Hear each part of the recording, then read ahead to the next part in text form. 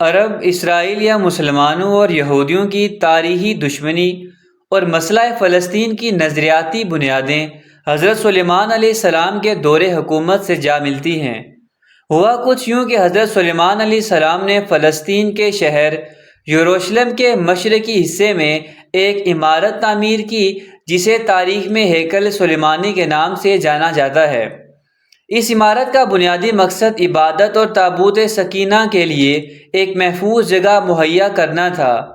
تابوت سکینہ نامی یہ مقدس صندوق جو حضرت آدم علیہ السلام کو دیا گیا اور ان سے ہوتا ہوا حضرت سلیمان علیہ السلام تک پہنچا، اس میں مختلف انبیاء کرام کے تبرکات، حضرت موسیٰ علیہ السلام کا عصا اور تورات کا اصلی نسخہ رکھا تھا۔ یہ عمارت حضرت سلیمان علیہ السلام نے جنات سے تعمیر کرائی جو دور دراز پہاڑوں سے بڑی بڑی چٹانیں اٹھا کر لائے اور پھر گہرے سمندروں سے موتی نکال کر اس کی تزئین اور آرائش کی۔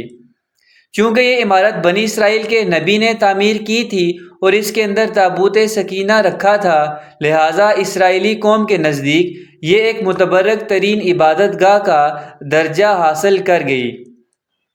لیکن جب یہودیوں نے حسب عادت دوسری قوموں کو تنگ کرنا شروع کیا تو بابل، عراق کے بادشاہ بنو قد نصر یا بخت نصر نے یروشلم پر چڑھائی کر کے نہ فقط صرف شہر کی اینٹ سے اینٹ بجا دی بلکہ ہزاروں یہودیوں کو تہہ تے کرنے کے ساتھ ساتھ ہیکل سلیمانی کو تباہ کر کے تابوت سکینہ اپنے ساتھ بابل لے گیا۔ یاد رہے یہ ہیکل 2 بار تعمیر ہوا اور 2 بار یعنی شاہ بابل بخت نصر اور رومیوں کے ہاتھوں تباہ ہوا۔ یہ سب واقعات قبل از اسلام کے ہیں۔ تاریخ کی گہرائی میں جائیں تو علم ہوتا ہے کہ سب سے پہلے حضرت سلیمان علیہ السلام کے جد امجد حضرت یعقوب علیہ السلام نے اس جگہ مسجد تعمیر کر کے اللہ کی عبادت شروع کی اور اس کے بعد حضرت سلیمان علیہ السلام نے اسے دوبارہ تعمیر کرایا۔ یہودی سے ہیکل سلیمانی تو ہم مسلمان مسجد اقصیٰ کہتے ہیں کیونکہ واقعہ معراج النبی صلی اللہ علیہ وسلم کی مناسبت سے سورہ اسراء میں اسے یہ نام دیا گیا۔ پاک ہے وہ ذات جو رات ہی رات میں لے گیا اپنے بندے کو مسجد حرام سے مسجد اقصیٰ تک۔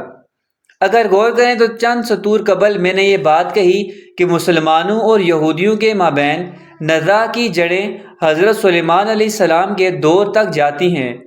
امید ہے اس عمارت کی تعمیر و تقدیس کا احوال سن کر یہ بات آپ پر واضح ہوگی کہ اصل جھگڑا اس بات پر ہے کہ یہاں کبھی یہودیوں کی مقدس ترین عمارت ہیکل سلیمانی تھی جسے ہم نے مسجد اقصیٰ یا بیت المقدس کا نام دے کر اپنا قبلہ اول قرار دیا۔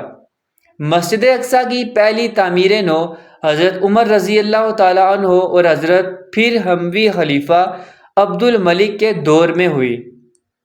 عبد الملک کے بعد اس کے بیٹے ولید بن عبد الملک نے اسے مکمل کیا اور پھر عباسی خلیفہ ابو جعفر منصور نے تزئین اور آرائش کی، مگر صلیبی جنگوں کے دوران عیسائی حکمرانوں نے اسے کلیسا میں تبدیل کر دیا تھا۔ صلاح الدین ایوبی نے فتح بیت المقدس کے بعد اسے اس کی اصل شکل میں بحال کر دیا۔